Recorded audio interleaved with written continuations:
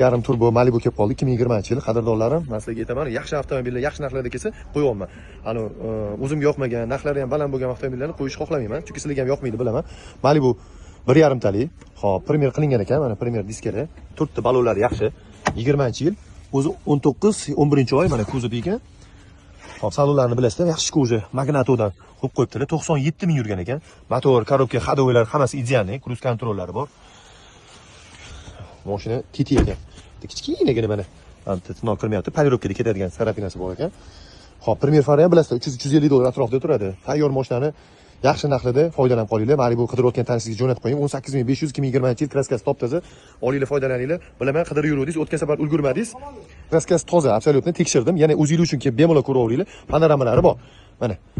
Olasizlar, minasizlar, foydalaninglar. 8500 AQSh dollar. Aloqaga chiqing 99 848 518 ga. Mabodo pul yetmaganlar bo'lsa, boshiga 10 ming berib, qolganini variant